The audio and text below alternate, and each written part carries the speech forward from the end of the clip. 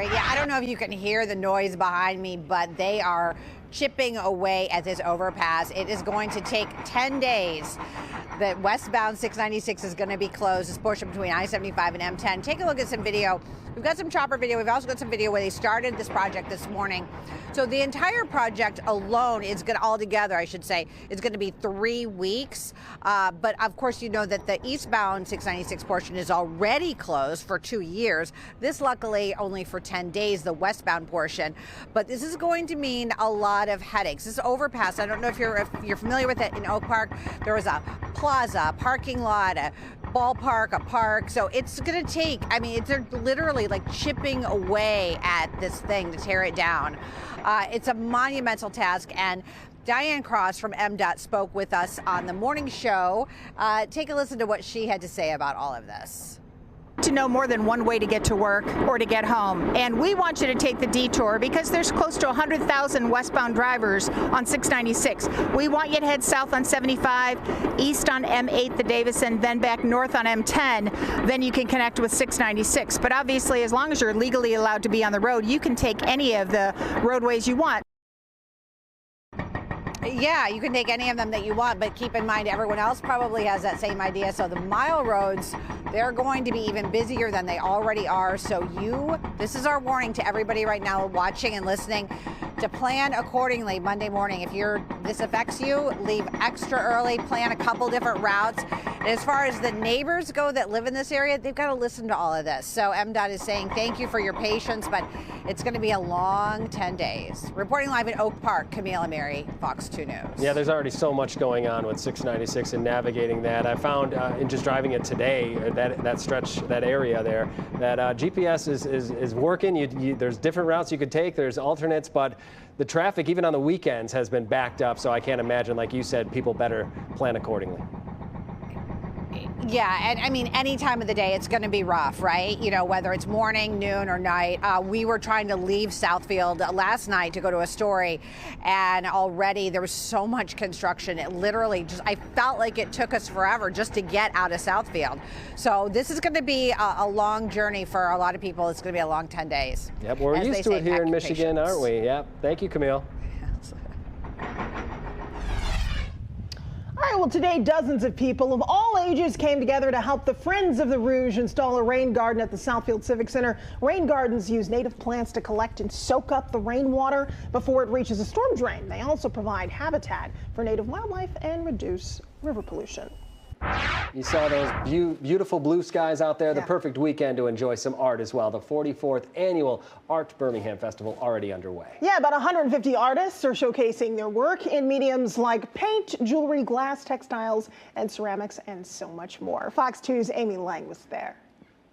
It's a menagerie of color and texture, bold paintings and photography, glass, ceramic, metal sculptures and jewelry, all at Art Birmingham this weekend in Cheyne Park. It's so wonderful to be able to walk into the tents, speak to the artists, understand the story behind the art. Art is more than just drawing something and selling it. It's a way of connecting with people. Artist Chrissy Stratford does just that. So much detail in her drawings, each piece at the art fair with a story to tell. I love history and mythology and kind of preserving stories, so I use really old paper.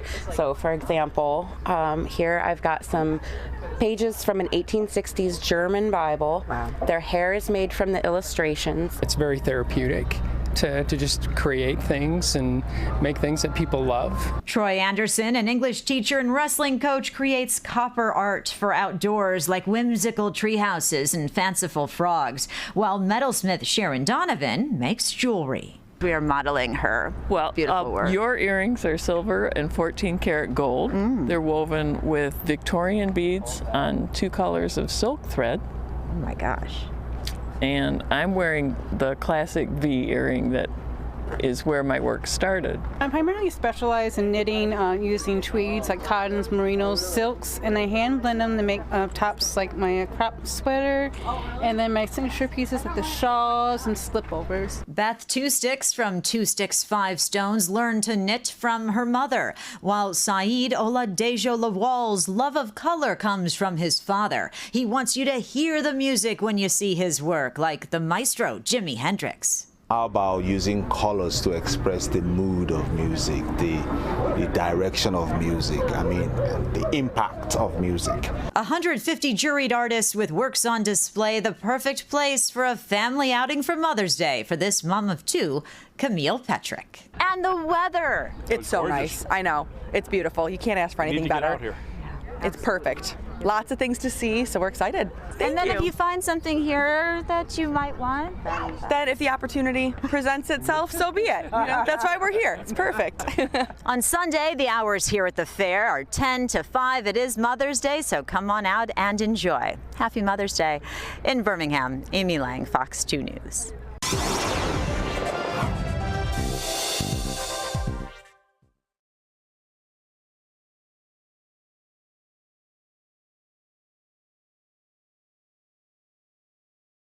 On tap for us. Sunshine on tap for us as we move into Mother's Day. High will get about 68 degrees. We're looking at some beautiful weather. So after a gorgeous day out there today, we have another gorgeous stretch of weather that's going to continue to end the weekend and kick off next week as well. Great Mother's Day weather. Get warmer as we move into next week. We will see some rain return as we move into Tuesday. Those rain showers are likely to pop up almost every day then following that Tuesday, Wednesday, and into Thursday. All right, let's show you those current alerts. There's a frost advisory off to the north. You see that blue color, northern Michigan, dealing with that as temperatures will probably for the last time fall down below freezing. Our threat of frost is not existent. We are not going to see that, but we will get cool out there with some of those clear skies and cooler air kind of lingering around. That's what we're going to wake up to on Mother's Day Sunday, but those numbers will warm up as we head into the afternoon. Should see high temperatures near 68, 69 degrees. Chance of rain is looking very slim for Sunday and for Monday, but now as we move into Monday night and Tuesday, notice what's happening down to the south. We have this weather system that's going to be bringing some moisture into the area, and some spotty showers begin to exist as we start heading through the first few days of next week. Another interesting note is how along the waterways it is significantly cooler. For example, look at Chicago at 60 degrees, Bad Axe at 58, whereas we are at about 79. It's a very different day up in St. Clair County with Port Huron at 59 degrees. Lapeer is at 68, but the rest of us getting up to nearly 80 out there today. Now we cool off pretty quickly tonight. You see those numbers dropping down to about 45 degrees. Mother's Day looking beautiful, 68. Sunshine, gorgeous looking day out there. A full 7-day forecast with that warmer air coming in Monday, Tuesday, Wednesday. Scattered showers turn into scattered thunderstorms as we head towards Friday. A little cooler by Saturday. Guys, back to you. Thank you, Derek. New at 6. India and Pakistan have agreed to a ceasefire following continuous escalating clashes. But hours later, the two enemies accused each other of violating the peace deal. Fox's Stephanie Bennett has the latest.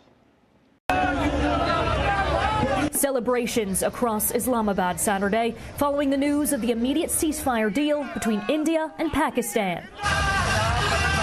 President Donald Trump crediting the pause in military confrontation to a long night of talks mediated by the U.S., writing in part on Truth Social, quote, "Congratulations to both countries on using common sense and great intelligence." It was agreed between them that both sides would stop all firing and military action on land and in the air and sea. In recent days, the fighting between the two South Asian countries has been the worst the region has seen in almost 3 decades. A gun massacre killing 26 people in Indian-administered Kashmir last month triggered missile and drone strikes between the two nations.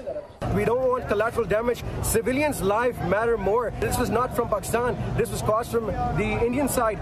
Many in India and Pakistan are welcoming the news with a sigh of relief. This is the best decision of the government. If there was a war, our country would have gone back 10 years. War is not the solution. Peace is the solution. War was declared, but when peace was achieved, it became much better. However, hours after the peace agreement, multiple explosions were heard in Indian-controlled territory. Residents there reported blackouts following the blasts. India's foreign secretary is now accusing Pakistan of violating the ceasefire and is urging it to address the breaches. In London, Stephanie Bennett, Fox News. Ukraine is ready to move toward peace quickly and constructively. We accept the American proposal for a full and unconditional ceasefire. In fact, we ourselves are proposing it. Russia, as of now, is rejecting even that, even a ceasefire. And if they refuse something as basic as that, it means they don't want to end the war at all.